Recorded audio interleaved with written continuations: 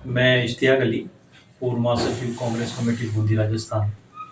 आज फिर हम शिव जी के साथ रूबरू प्रोग्राम में के सामने आमंत्रित हुए हैं। आज मैं बूंदी शहर ही नहीं, पूरे भारतवर्ष की बात करूंगा। एक कार्यकर्ता होने के नाते मैं आप सभी से, और ख़ास तौर पे रूरल ग्रामीण एरिया में जो लोग रहते हैं, उनके बारे में मैं थोड़ा सा कहना चाहूँगा कि जिस तरह से हमारी भारत सरकार ने महानरेगा से महात्मा गांधी जी का नाम हटाने का जो निर्णय लिया गया है, जिस तरह से महानरेगा को पूरे देश से खत्म करने का निर्णय लिया गया है, उसके बारे में पुनः विचार करे भारत सरकार। क्यों? क्योंकि हम देख रहे हैं हमारा देश जब से आज़ाद हुआ है, बहुत बड़ा देश है। कई प्रयास करने के बावजूद यहाँ रोजगार का अभाव रहता है, लोगों को रोजगार नहीं मिल पाता।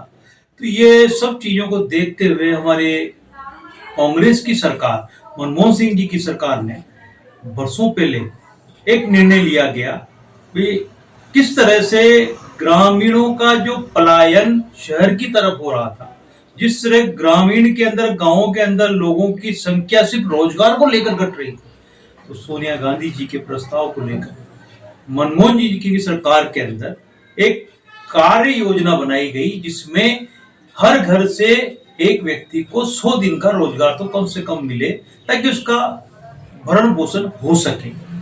इसी के तहत महानरेगा, महात्मा गांधी जो हमारे देश की आत्मा के अंदर, हर छोटे बड़े के हृदय के अंदर और ब्लड के अंदर बसते हैं, उसी को लेकर हमारी सरकार ने महात्मा गांधी नरेगा योजना का नाम रखा, और उसके अंदर ग्रामीणों को ये सुविधा दी गई कि आप पलायन नहीं करें, यहीं अपना ग्रामीण गांव के अंदर रहकर रोजगार अर्जन करें, अपना परिवार का पेट पाले, अपना पेट पाले। लेकिन ये सरकार जो एक रोजगार देने में असमर्थ रही है, जिस तरह से 2 करोड़ लोगों को रोजगार देने का वादा किया था, उसमें ये सरकार किस तरह से विफल हुई है, उसी तरह ग्रामीणों के अंदर भी बेरोजगारी फैलाना चाहती है।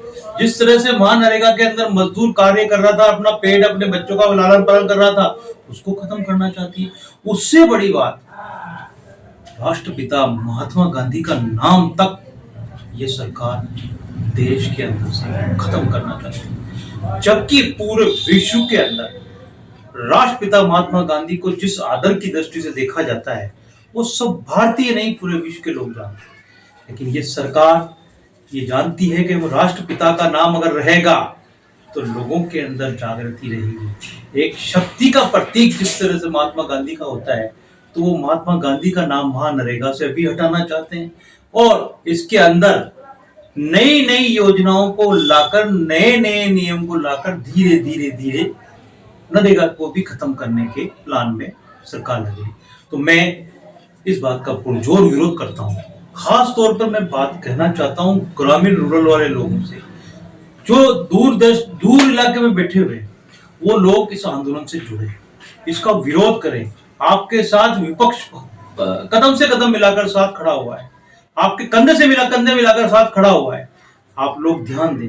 अगर आज ग्रामीण लोगों ने इसके ऊपर ध्यान नहीं दिया गया, तो मैं समझता हूं आने वाले टाइम पर और ज्यादा भयंकर बेरोजगारी हमारे देश के अंदर देखने को मिलेगी। जिस तरह से पहले से ही हमारे देश के अंदर बेरोजगारी देखने को मिल रही है, और ज्यादा देखने को मिलेगी। आज ये सरकार हर मोर्चे पर विफल रही है। आज गरीबी, बेरोजगारी, महंगाई, भ्रष्टाचार, हर तरह के मामले के अंदर ये सरकार विफल रही है। तो अब मैं सभी से और सभी देशवासियों से भी कहना चाहूंगा कि हमारे महात्मा गांधी, जिन्होंने हमें नई ऊर्जा, नई दिशा, नई रोशनी दिखाई, उनको कम से कम उनका नाम नहीं मिटने देना चाहिए। जिस तरह से हम चाहते हैं हमारे परिवार के अंदर कोई बड़ा बुजुर्ग हुआ है, तो हम उसका नाम को हमेशा अमर रखने की कोशिश करते हैं। तो ये तो हमारे देश के बच्चों को आजादी दिलाने वाले महात्मा गांधी, और इनके मार्फत आप महात्मा गांधी को भी हटाना चाहते हैं और रोजगार को भी समाप्त करना चाहते हैं। तो मैं सभी ग्रामीणों से, सभी ग्रामीण मेरे भाई और बहनों माताओं से ये निवेदन करना चाहता हूँ कि इस बात पर ध्यान दें। जिस तरह से 11 तारीख से पूरे भारतवर्ष के अंदर कांग्रेस ने निर्णय लिया गया है कि पूरे महानरेगा के अंदर आंदोलन चलाया जाएगा पूरे देश के अंदर, तो मैं समझता हूं सभी युवा और बुजुर्ग बच्चों को इस कांग्रेस के आंदोलन के अंदर भाग लेकर महानरेगा को बचाया जाए ताकि अपना भरण पोषण हो सके। जय हिंद, जय भारत, जय।